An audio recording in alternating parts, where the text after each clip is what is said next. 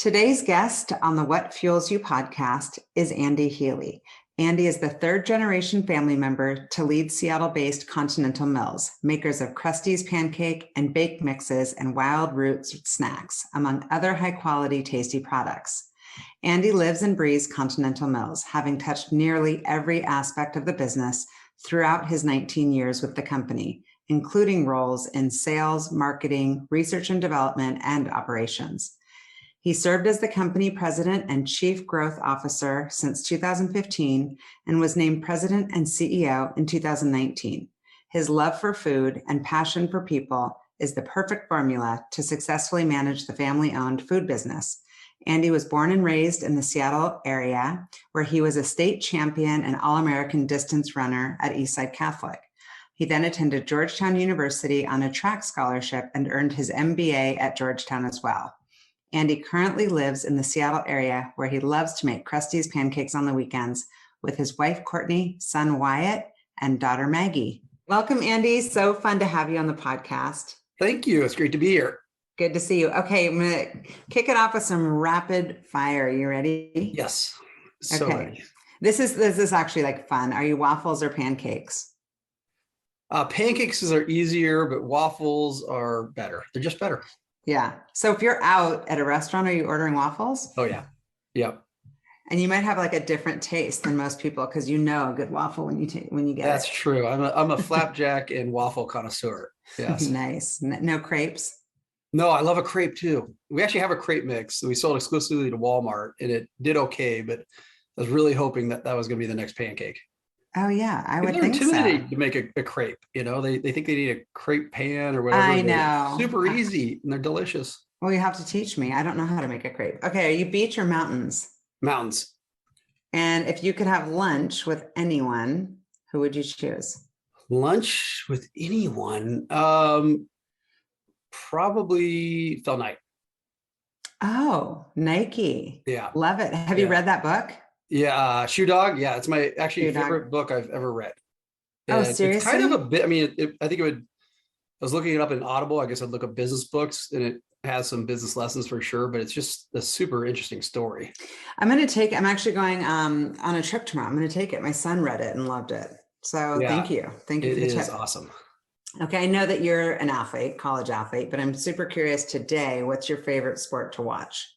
Basketball. Like, this is prime time. March Madness is my favorite. Yes. Love it. Are you in a March Madness like league or whatever it's called? Like 12, and I do a different bracket for everyone. A bracket. That's who I picked. And so then I can't remember actually, how I'm doing because they're all different, but that's hilarious. Yes. I'm in a bunch. Nice. Okay. So I'm guessing you read Shoe Dog a long time ago. So in the past year, what have you read or listened to or seen that you're into and would recommend? This is a selfish question because I'm always looking for, actually the business book I'm listening to right now. I guess it's a life book really, is habit stacking. I think it's called Habit Stacker. No, it's called Atomic Habits. Atomic Habits. We do like a little book club at my office, and we read that. And I, of course, listened, but Atomic Habits is awesome. Well, habit stacking, like if you're going to brush your teeth and you also floss and you associate the two. Yeah. And you got to have some incentive to do it. Right. And so, so if you like scope, maybe that's what I do. For some reason, I really love scope. So, so otherwise I'd have my teeth would be rotting out. I'm sure Courtney's appreciative of that too. Okay. So what would you get up early to do or go to bed late to do? If you had an extra hour in the day? Ooh, well, to do, I love skiing. So that's probably the thing that gets me out of bed early on a weekend if I'm in Sun Valley is to go ski. Yeah. I love goofing around on the lake. So I do a lot of wake surfing and just swimming and goofing around in the water. Stay up late. I hate to say it, but it's usually either work, which I love, so it doesn't feel like work, or some series, on Netflix or something. Yeah. Are you watching anything good right now? You know what I'm watching right now is Golden Girls. Oh, shut up. Oh, because Betty White just died. That's actually not why. I think maybe that is what triggered it, but my daughter who's 12, is obsessed with Golden Girls. And so, okay, I'm writing it down because I have a 12-year-old daughter. And so maybe we don't have any shows we watch together. Okay, super curious. Who was your childhood hero? Gwen Snyder. Oh, really? Yeah, yeah. My son, basketball player who went on to play at Duke. Is So the coach of the Jazz now. Yeah, coach of the Jazz. Oh, interesting. Yeah. Okay, so speaking of childhood, I know you're from Seattle. Kind of describe your childhood for me and what role kind of being a child of like a business leader was for you. Like, what role did that play? Was it like I guess I'm asking as somebody who grew up also in a family business. Was business a topic in the house? It wasn't. I mean, it was clearly my dad's passion, and so he was super interested in it. But there was never sort of any expectation to work at the company, and I think he did a really good job of kind of compartmentalizing and didn't sort of bring work home a lot. At least kind of like early childhood, and then as I got to I think like 6th or 7th grade, I started doing summer jobs there and things like that. So. Yeah, it was sort of a source of summertime income, but it never like occurred to me to work there until after business school, really. Yeah, interesting. And what would you sense of like, I feel like families have like a culture or like a set of values. What do you think was important to your parents growing up when you were little? I think, yeah, good question. I think probably just family, really. It was just really, really supportive family, awesome parents. My dad coached like almost every team I played on. I don't think they missed a sporting event that I participated in. And so just probably that more than anything, really supportive, empathetic, like great parents. Pat and I disliked each other until after college, but whatever, we were two brothers who fought all the time. I know. I'm like, I hope my kids are going to be like best friends. And I know that you guys are super close. I don't have memories. I mean, for the listeners, I grew up with you and Pat. I don't have memories of you guys fighting. I always thought of you guys as just like these remarkable rock star brothers. Yeah, always. No, we fought a ton, but no, he was a typical big brother. Beat the shit out of you. Yeah, but then if I was in a fight, he'd have my back. So only I get to kick Andy's ass. Nobody else does. So that helped shape you. And so when you're in like 5th grade, kind of middle school, what were you thinking about as far as like what you wanted to be when you grew up? I was just hoping to graduate from middle school, I think, at the time. As a kid, I was, I guess everyone wants to be a winner, and I didn't have a lot of W's on the win-loss bracket, if you will. So as far as what? Well, I mean, I was a horrible student. I got in a ton of trouble. I was, short and skinny and freckles and actually it's funny. My wife, we were talking about scrapbooks earlier, just literally like 2 weeks ago, found this note from my doctor when I was 13 and I weighed 77 pounds and was 4'9" when I was 13. No way. Yeah. I don't have any, I don't remember you like that. I mean, I remember like, in my mind, like an athlete in like a track way, not a football way. Like, you need to be kind of lean to do the sports you were doing, but that's interesting. Okay. So 13, wow. Late bloomer. Yeah. So then that was about the age that I realized I was a really good runner. So, but you weren't getting like bullied or anything, or were you? No, I had like great friends and I was a pretty good basketball player, despite being tiny. So you were really, like point guard. What's that? Were you the point guard? Yeah, it's definitely the point guard. Yeah, no one was posting me up. Yeah. So, sports athletics is kind of the one area that I had some kind of early success in. And then when I found out I was a great runner, I was like, oh, terrific. So my one special gift is distance running, like the one sport you have to do totally by yourself that isn't a ton of fun. And, but that sort of probably around 13 was when I started to realize that was sort of my one special gift. Yeah. Well, that's a good gift to have. It gives you some time to reflect. Unless like now, I don't think I could run without music, a podcast, a book. Like I can't be with myself that long in my thoughts. Yeah. How about you? Are you running still? No, I haven't been able to run for like 7 years. So I had like, I think it's 10 or 11, like just real simple, but orthoscopic knee surgeries. And so, oh my gosh, 10 or 11? Yeah. Yeah. So just would continue to tear my meniscus Yeah. throughout college. I started in high school and then throughout college and after college. And so just no cartilage left. So unfortunately I can't run. So I can't really do any I'm fun surprised sports. you can ski and wake surf. Like those Yeah, things are hard on your knees. it is super weird. So I can snowshoe, I can hike, I can ski, I can bike, I can elliptical. If I Wow. do anything that requires any lateral motion, like just call 911 in advance because that's going to be bad. Yeah. No, For no some reason, I can't tennis. run. Yeah. Yeah. No tennis for you. And so what were you competing in? You said distance running, like what distance? And did that kind of help you, I guess, stop getting in trouble? You said you got in trouble. I also slightly remember that, but not in like a mischievous way, not in a like, uh-oh, he's going down the wrong pathway. Yeah. Yeah. My dad used to say the trouble with trouble is always starts off as fun. And so, yeah, most of the trouble I got into was in pursuit of fun. But Right. yeah, but I pursued a lot of fun. So I love that about you. I always say, like, when we were coming up with our company values, I'm like, can't we just put fun in there as like number one? Yeah. I'm all about fun. I'm like, if I'm not having fun, like, what's the point? Yeah. You spend most of your working, at least conscious, awake life working, right? So it's gotta be fun, but It's got to be fun. So running. So what were you competing in exactly? so I started off just track. Actually what happened is I was shooting hoops. My dad came home and said, "Hey, let's go on a run together." And I'd run with him occasionally. And so he comes out like an hour later and I'm walking in and he says, "Well, we're going on a run." I'm like, "I thought you meant like in 5 minutes. I'm exhausted. I'm not running." And he said, "You committed to running, so you're going to go on a run." And so I took off and I ran our normal little course and I came back. He said, "You cut the course." I'm like, "No, I didn't." He said, "Well, that's impossible because you couldn't have run to that point and back already." I said, "So I did." And so he finished running, came home. He's like, "Okay, you have to do it again. And this time I'm going to drive next to you and watch you." And he's going like 55 miles an hour. Oh, I love your dad. And so he's like, "Wow, that's really fast." And so he put me on a track team and I started running and kind of realized I was pretty good at it. Yeah. And what age were you when you decided that you may want to pursue it in college?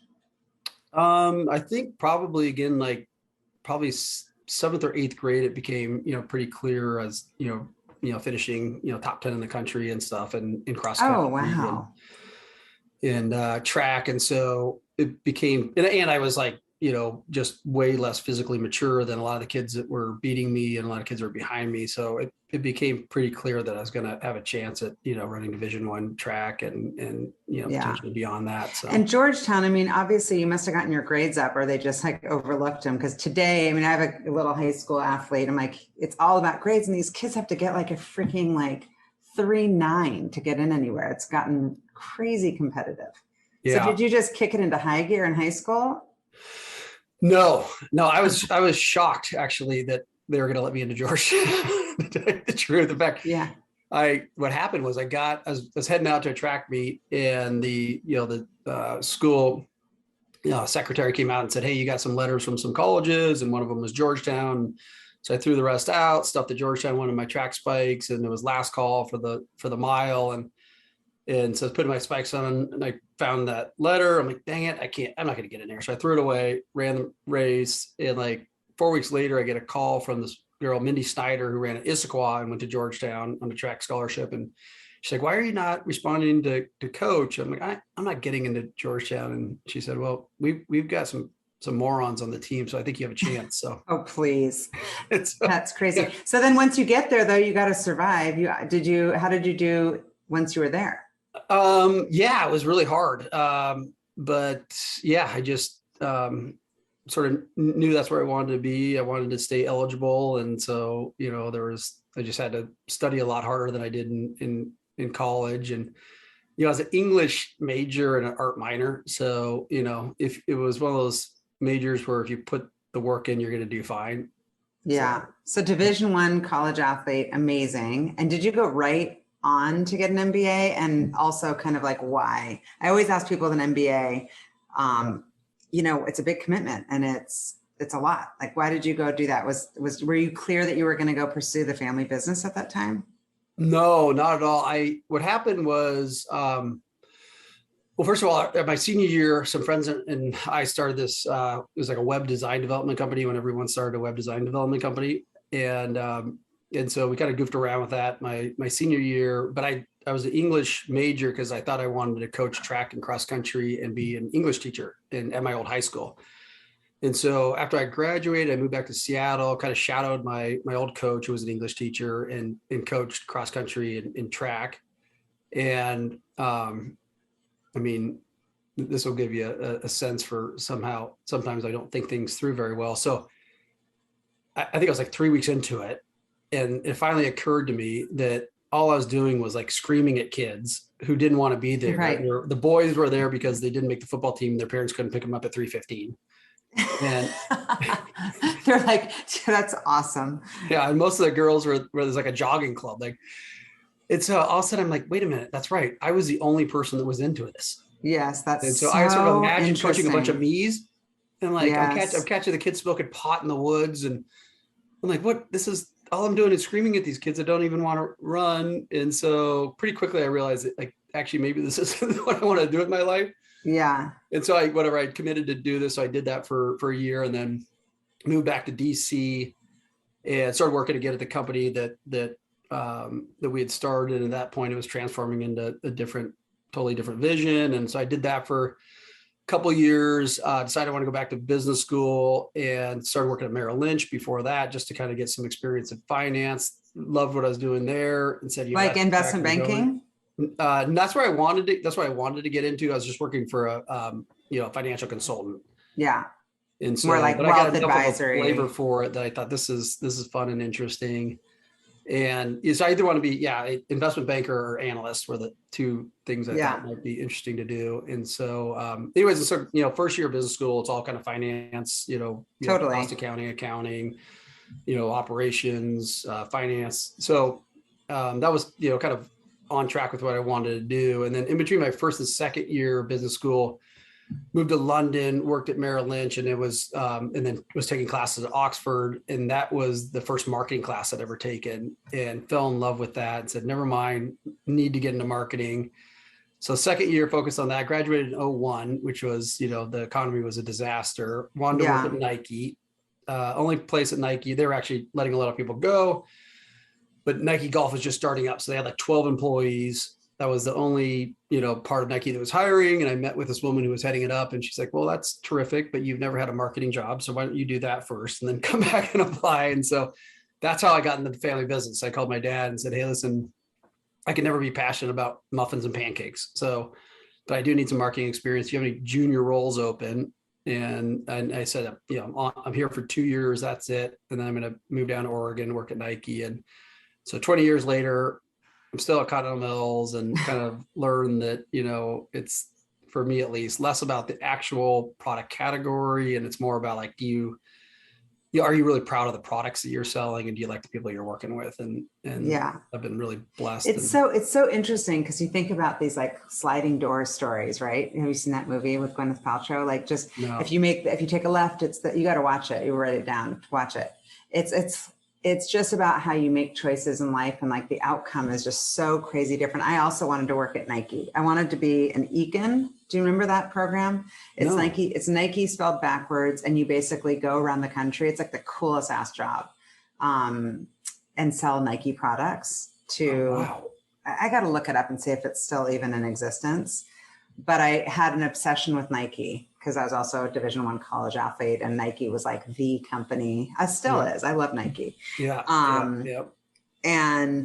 But it didn't happen. And then it's like, here I am. And all the things that have happened in my life would never have happened if I had moved to Oregon. Right. Yeah. Yep.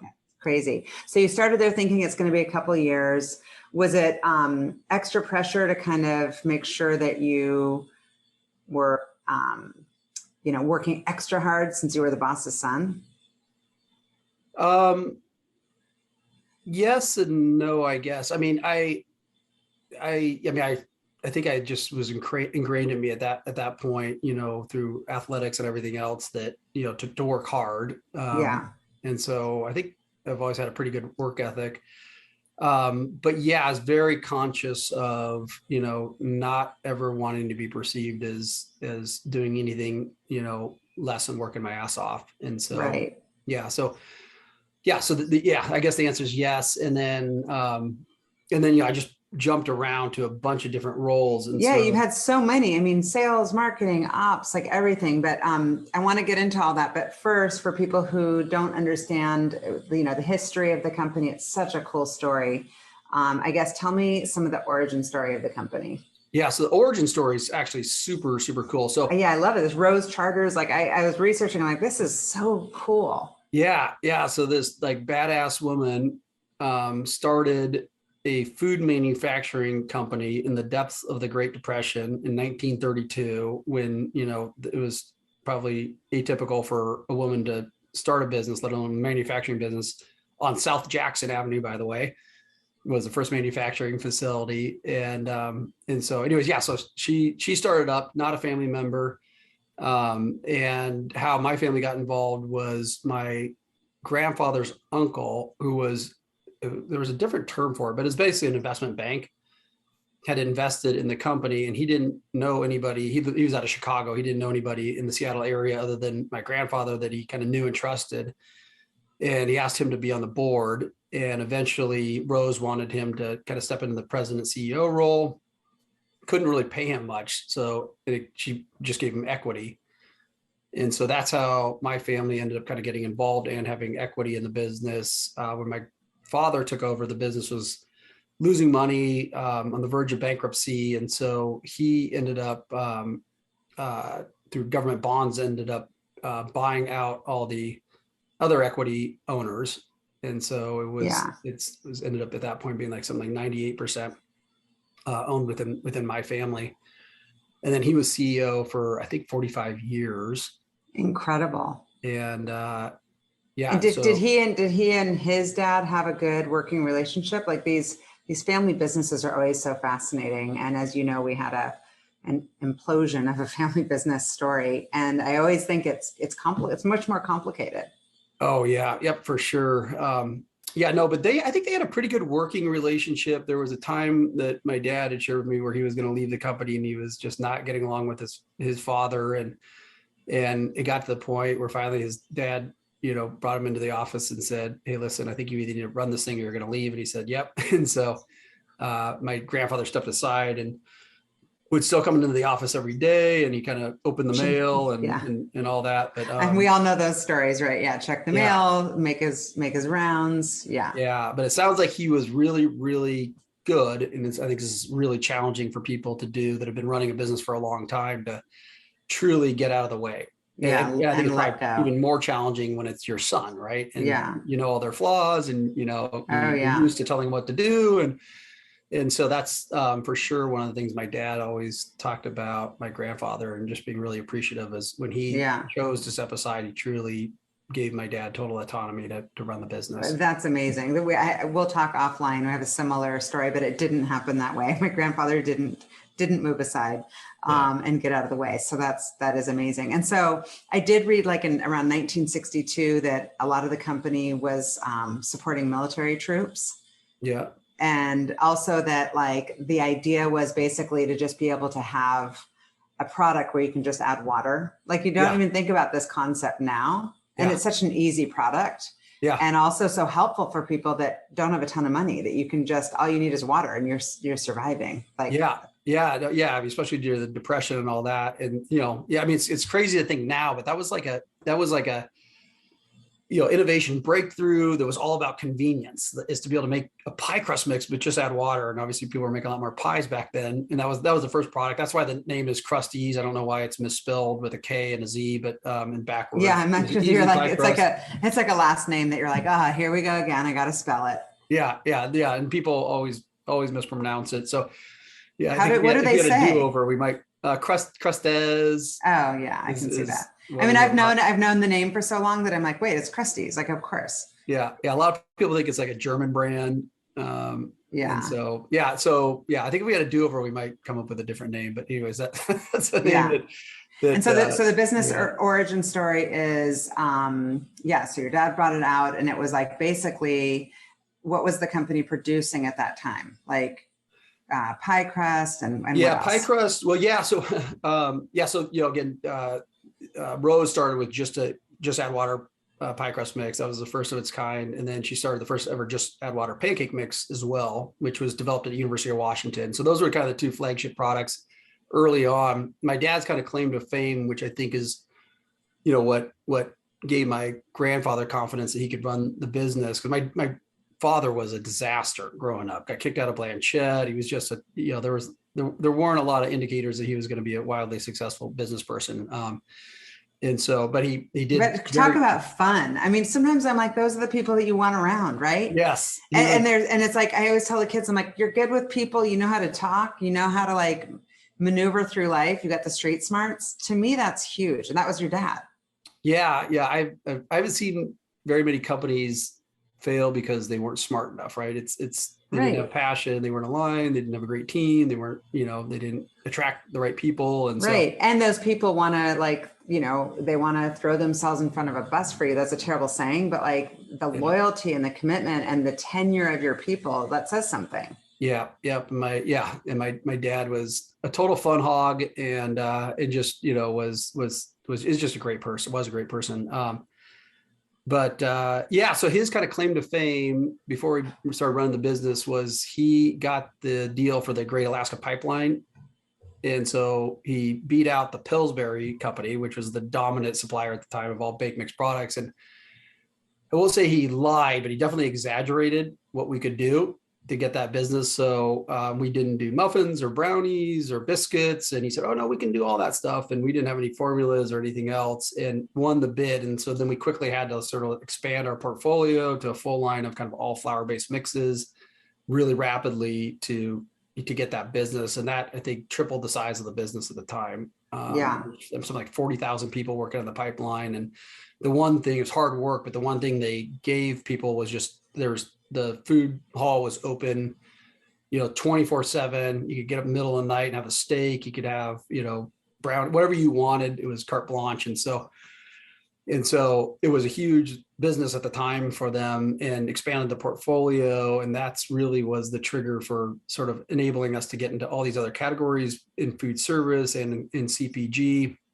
But at the time we were still pretty much a food service regional business and a CPG regional business. I mean, until really just before I started 20 years ago, we were still pretty much a West Coast company. Heavily concentrated in the Northwest with some distribution down in California, and some distributors took us elsewhere, but we didn't have sort of any, salespeople out East or anything else, driving the business. Right.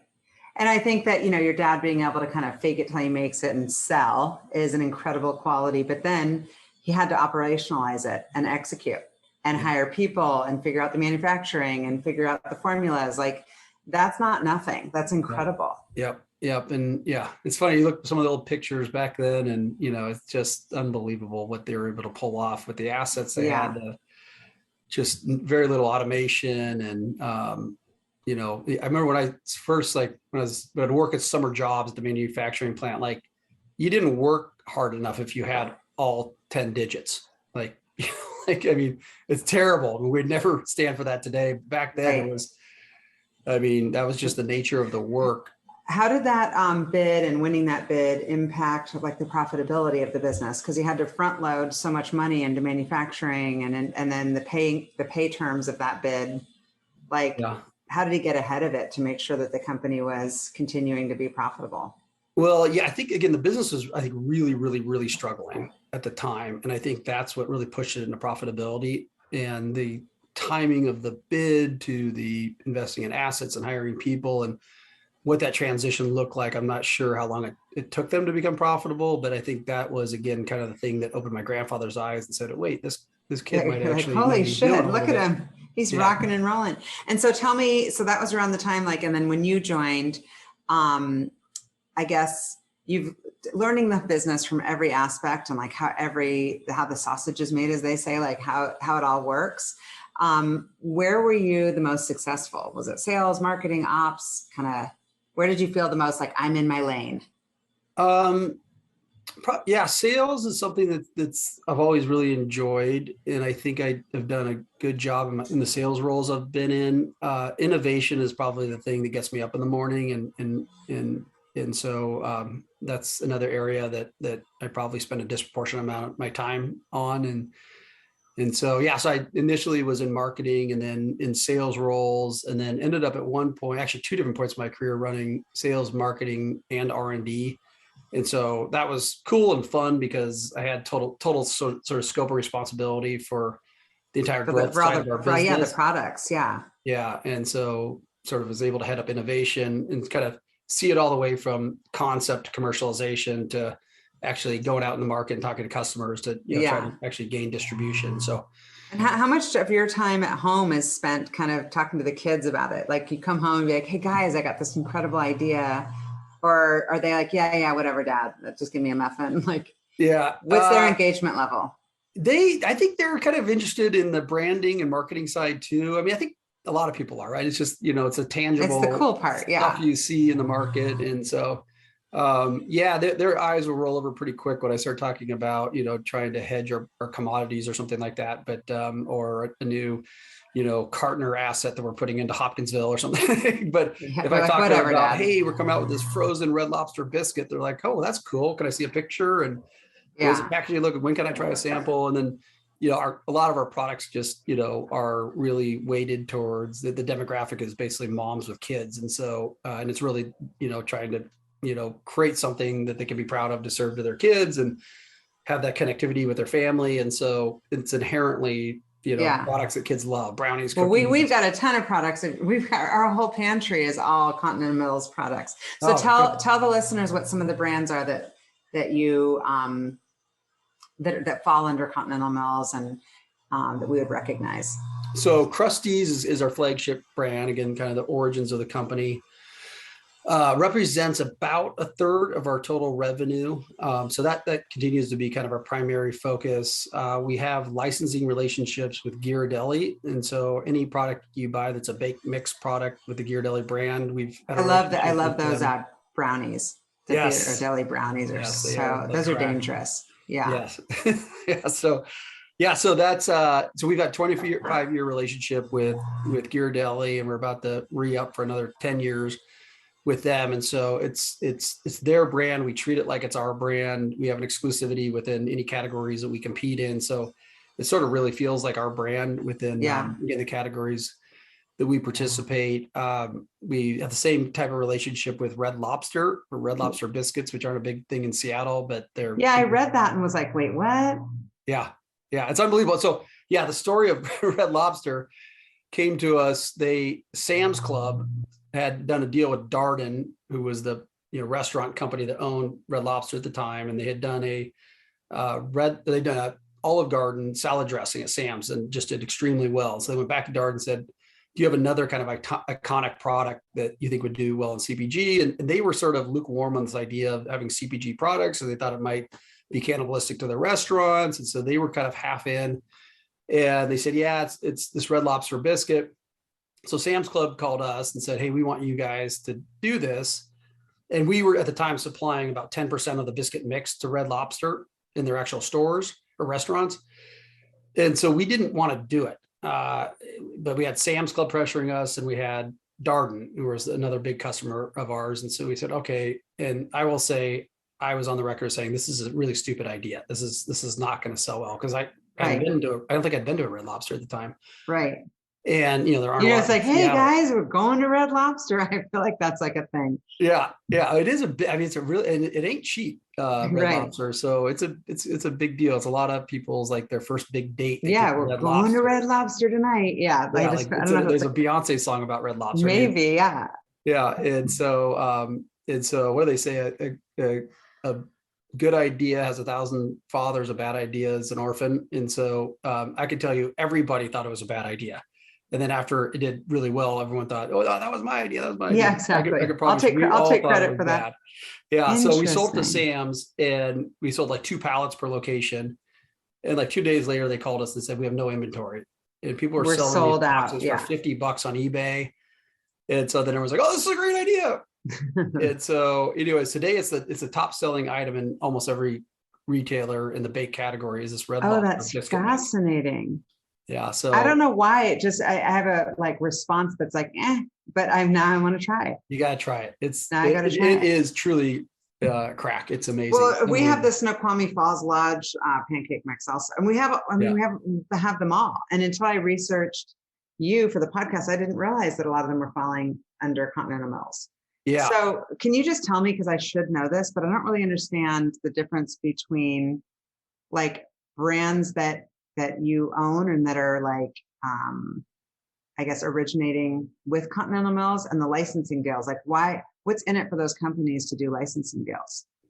Well, so for Ghirardelli, they get kind of two sources of revenue. One is they get the licensing fee. So we pay a percentage of every dollar we sell goes back to them. Mm-hmm. And so it's, goes directly to their bottom line. So, I mean, that's how most licensing deals are structured. But for them, we also buy their chocolate.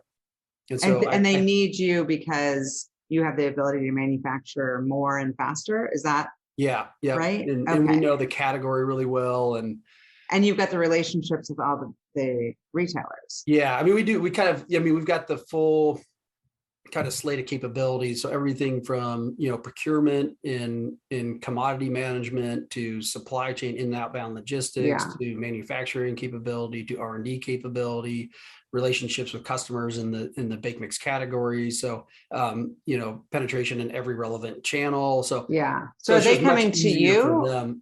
Do these companies come to you and seek you out, or are you trying to get more of this business and doing outreach there?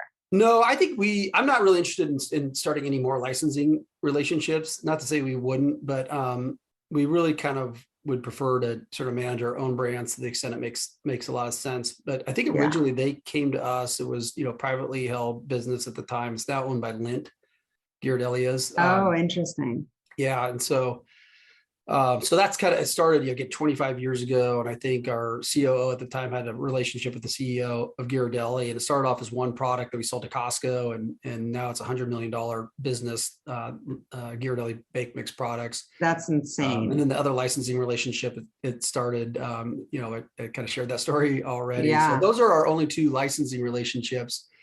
So it's, Krusteaz. And then we have a snack business that we acquired about 11 years ago called WildRoots. And it's I think it's a number one consumed trail mix in the United States. And it's only sold at Costco and Sam's. Okay. So I'm writing it down because I probably have it in my pantry and don't even realize I have it. Yeah. It's amazing. It's a great trail mix. The trail mix is kind of a commoditized category, but this is a different deal. So this is Costco. Okay. Yeah. So we bought that I don't know, I think it was 11 or 12 years ago or something. And that's been this big growth opportunity for us. We were finally taking that brand outside of just Costco and Sam's. And so we're testing it at 2 retailers right now, and it's doing really well. So we're kind of doing a proof of concept that it can survive and thrive outside of the club channel. And so that hopefully is a vehicle for sort of incremental and hopefully some significant growth beyond kind of the flour-based business that's our core business. Right. So you talked about commodities a little bit. Obviously supply chain and just everything has just gotten turned on its head in these past couple of years. How has that impacted the business? I know your business is up overall revenue wise, but how's the back end working for you? Oh, it's just so challenging. Everything from obviously with, COVID and just people like physically being out because they had it or were exposed to it. At one time, we had like 40% of our Hopkinsville facility that was out, not necessarily because they had it, but they'd been exposed to somebody that had it. In the manufacturing plants and just different areas. Yeah, because obviously they don't have the luxury of working remotely, and so and that's where 2/3 of our employees work, is in our manufacturing. How many total employees do you have? About 800. Yeah, so 2/3 of those are in these plants, and so that obviously slows things down. Yeah, when they're out. And what about getting the actual product? Yeah, so most of our products are sourced domestically. And so we didn't have some of these nightmare supply chain challenges that, a lot of companies have had.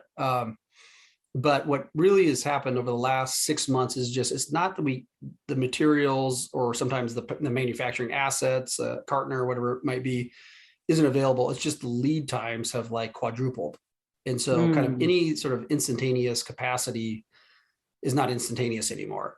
Yeah. And so it just supply chain disruption, material availability has been super, super delayed.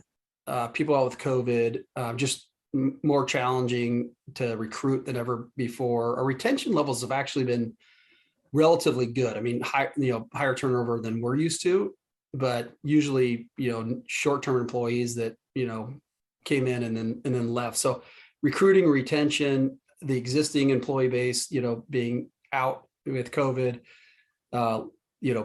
packaging and ingredient availability being slow, and then just inflation is it's just going insane. crazy already before this whole Ukraine the thing. Russia, I mean, on steroids now. Yeah. But and do you, Andy, have to be the one to kind of talk to your customers, like calling Costco, like, hey, sorry, we can't get you? And I'm sure Costco's been great. We had Richard Galanti on, the CFO, on the podcast, who's awesome. Yeah.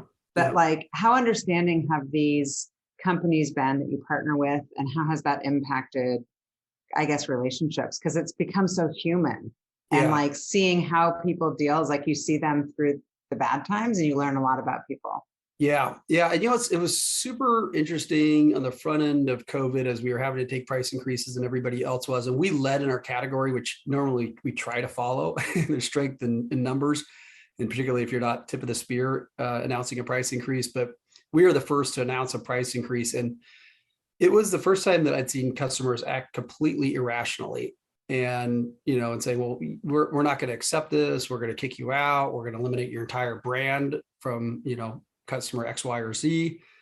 And we're looking at them and say, well, like most of our buyers are also the buyers of flour and sugar and the commodities. Right. And like, so wait, if you guys have better contracts, can we draw off? Right. You're like, and how are you planning on getting this then? Yeah. And so eventually they accepted the price increases. And now we're in the process of announcing another price increase.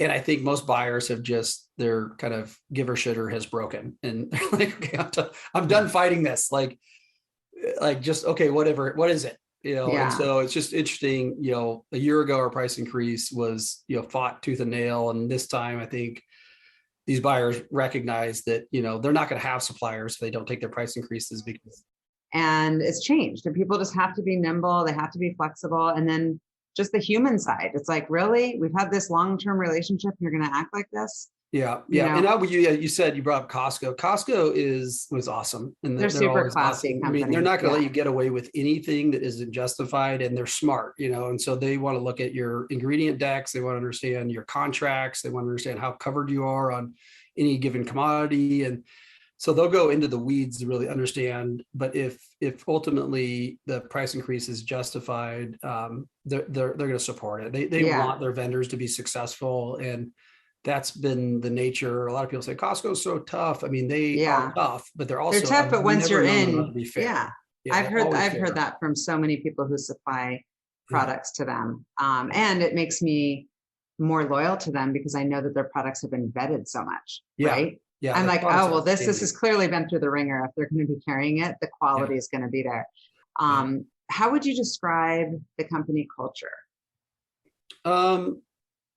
It's going to sound like all the things that everybody else says. We care deeply about our employees. And I think maybe even more, or at least equally as important as, me and my leadership team and the executive team and the VPs and the directors caring about their employees, like the employees care about each other and they really have each other's backs. And I think part of that is a function of just our origins, being a family-owned business, being having a small scope of focus around what geography we were looking at. And so kind of everybody was from the same area. Our corporate offices were integrated into our manufacturing facilities. So there was a lot of overlap.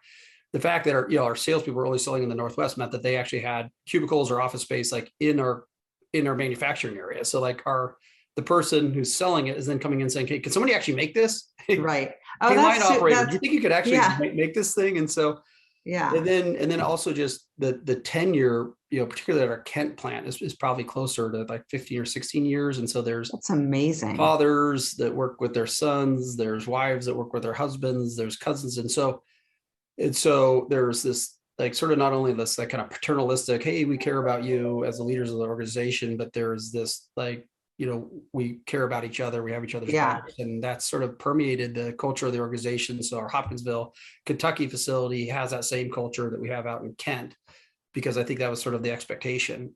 Yeah, well, that says a lot about the company that people are recommending their loved ones, right? It's like, Yeah. this is such a cool company, you got to come work here. And I am curious because when I think about baking anything, it's a warm, fuzzy feeling. And so it's like, probably there's probably a thread throughout of like the types of people who are successful there are warm and they're interested in like what you're actually doing. Yeah. And so are there kind of, aside from being caring, are there attributes that you see as far as like who would be successful there on the corporate side, not necessarily manufacturing and the plants, but like the leadership team? Are there skill sets that you're like, this makes a good Continental Mills employee?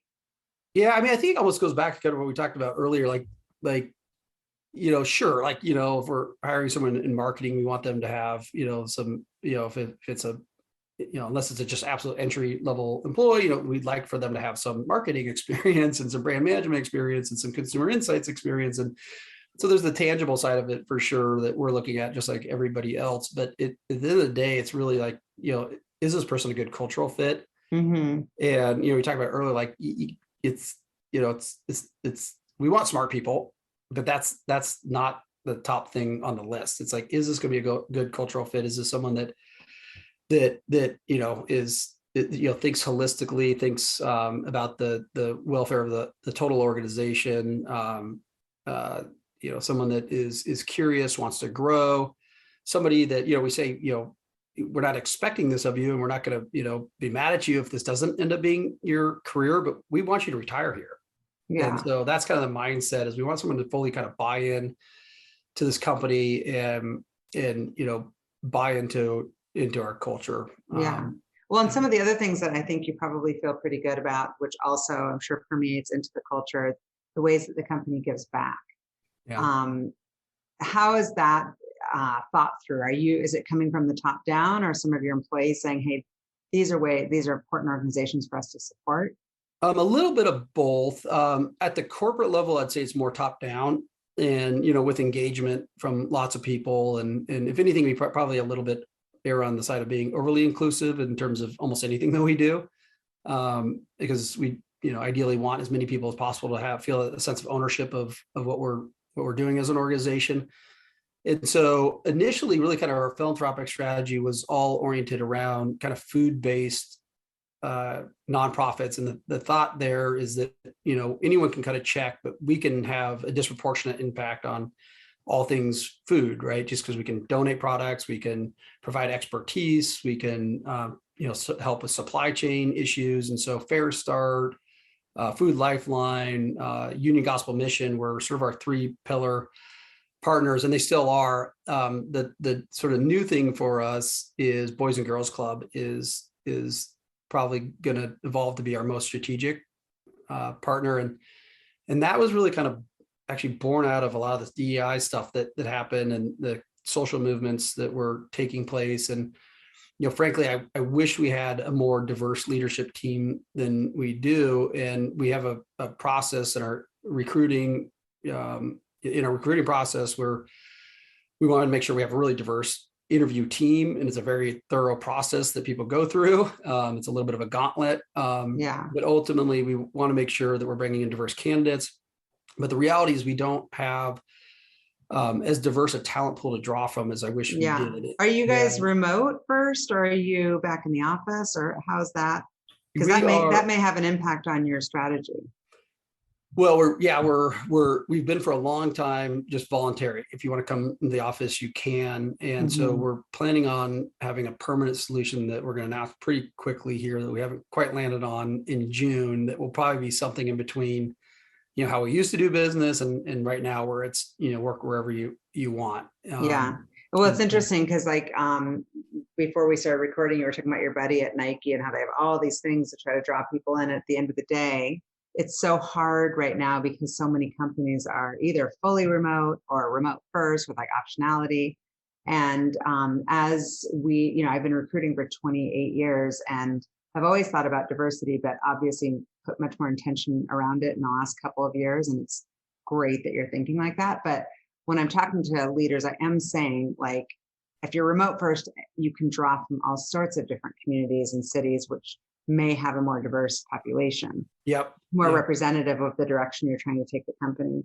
Yeah, for sure. So, yeah. For the first time, we're filling some roles without requirement to live in Seattle. That it's an adjustment. We're doing the same thing. It's an adjustment for sure. But, look at your numbers, look at your growth. It's working. And so it's kind of like stick with it. And we got to be nimble and move with the times. Totally. So I'm curious, you talked about like the thing that gets you out of bed in the morning is this kind of innovation and product. What's the newer products that are coming out, or can you not tell us? Oh no, I can share. So I think the thing I'm really excited about is on our core business. So we're coming up on our 90th year in business. We started, the company was called Krusteaz initially. It wasn't Continental Mills, and yet we've never invested in any meaningful way in the Krusteaz brand. And so we, to kind of put in perspective, in 2017, I think we spent $1.2 million on social and digital. This year we'll spend about 15 million. Oh my gosh. Yeah. So we've been kind of gradually ticking it up. But we want to get to the point where we're spending north of $20 million on a consistent basis, which is sort of an almost always on and national reach threshold is kind of what we're told through our agencies. So that's our goal. And so just the sort of growth we can gain through sort of household penetration and distribution on our core business there's tons of upside. And so where you might see at Fred Meyer or QFC or any kind of these Northwest retailers, you might see 6 Krusteaz muffins and 2 Betty Crockers. You go to Publix in Florida, and you're going to see the opposite. You're going to see 6. So just the distribution gains that we can sort of accumulate without adding a single new grocery store, just getting more of our SKUs on shelf. And I think we have a really compelling story to tell as a family-owned business. But you're saying more SKUs on the shelf coming through the consumers, making those demands on the grocery stores, like, hey, we want Krusteaz. Is that the strategy? Yeah. And we'd love for them to go, to the grocery store and say, hey, why aren't you carrying XYZ? That actually helps us. Believe it or not, they actually listen sometimes, but more just, voting with their dollars. And so the more velocities, the higher we're selling relative to our competitors. Yeah. And the more loyal consumers are because they have an emotional connection with the brand, that's just a lot more insulating, and it drives velocities and market share. And ultimately, that's how retailers are deciding what they want on shelf and what they don't want on shelf. And so we've never made that investment. So on our core business, that's probably our biggest opportunity. We're looking at some other innovations in our kind of core space. But maybe what might be as exciting as that to anybody at Continental Mills is we're getting into totally kind of large and incremental spaces. So we're just launching a frozen Red Lobster biscuit. And so we're getting into the frozen space, which is a much bigger category than the big mix category.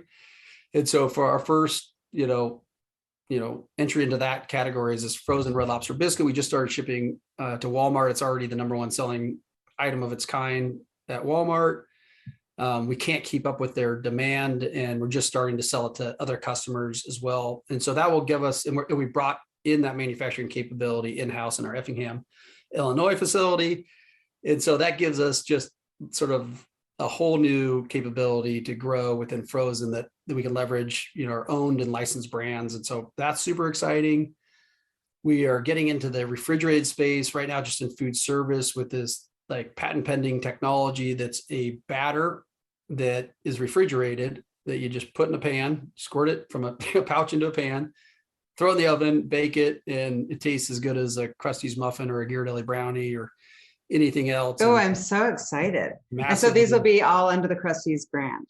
Yeah, Krusteaz, but potentially, Ghirardelli and WildRoots as well. And so those are, again, big categories, totally incremental to what we're doing today. And then the other is snack. And so snack, again, we've only been selling to Costco and Sam's, our WildRoots brand. We have a Buck Wild brand as well, which is more of a snack mix brand.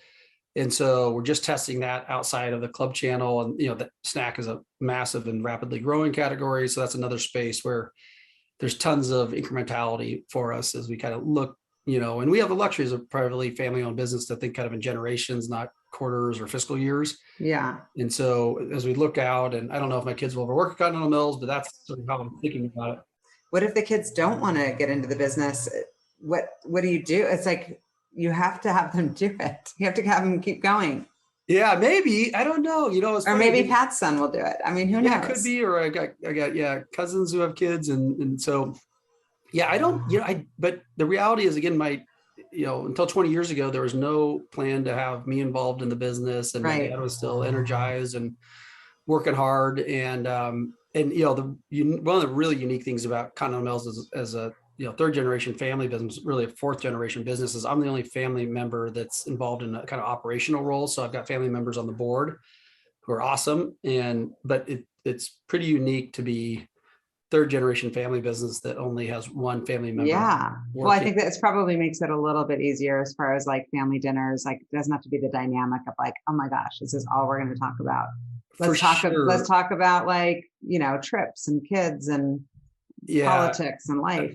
Yeah, absolutely. I mean, I've seen some family businesses do it really, really well. And I've got, my cousins and my brother are all smarter than me. And they're all great people. And so I'd love to work with them. On the other side of the coin, I feel like I've seen more family businesses, which with all the right intent, they kept it in the family. They encourage everyone to work there as a way to sort of bring people together. But it over time can be more of a source of agitation than it is. And for all 100%. The natural, there's nothing wrong with that. I mean, so my dad and I had such a great working relationship. A lot of people ask, like, how do you guys do it? Why does it work so well? And I'm like, well, I'm not a great source of information there because I'm not facing some of the challenges that a lot of other family businesses are. But one perspective that I feel really strong about is, and it's amazing to me how many family businesses don't do this, is sit down and just ask this very simple question: what role do you want this business to serve in your life? And if the answer is different from one generation to the next, and it should be different in theory, right? Typically, if you're older, you want a stable business, you want to be able to count on your dividends, you want to manage it conservatively. And if you're young, hey, let's take a ton of risk and I want to grow this thing like crazy. Both answers can be right, but they're generally different. And that ends up, by definition, if you want different things out of the business, it's going to be a source of irritation, not something that brings you together. And I was super fortunate in that my dad, his saying is always, the difference between an old person and a young person is an old person thinks about the past, a young person thinks about the future. And so I'll never be old. And so he was always all about redeploying our earnings back into the business and growing it. And, dividends be damned, let's grow this business. And so he operated like a young person. And so anyway, so it was this wonderful relationship that he and I had for our entire working relationship. But that's so unusual, right? And yeah. I love that you remember all these quotes. I can't remember one joke. I just don't, my brain is like shut down in that way. You probably have a lot more. I love that. I love when people pass on like quotes and just like the ways to think about life. Yeah, he was a good bumper sticker guy. He had a lot of quotes that he was great at kind of summarizing an issue and decomplexifying it with a. Is there a quote for you that you kind of live by or that you reference? My favorite quote from my dad, and it was usually when he was trying to convince you to have one more drink with him. He'd say, "Come on, one and done." I'm, "Hey, Dad, I got to get back." If you said no to that, his answer was like, "Hey, you know what? You're dead a long time." So that's my favorite quote from my dad, because you could get somebody to do just about anything with that one. Yeah, you're dead a long time. Come on, have some fun.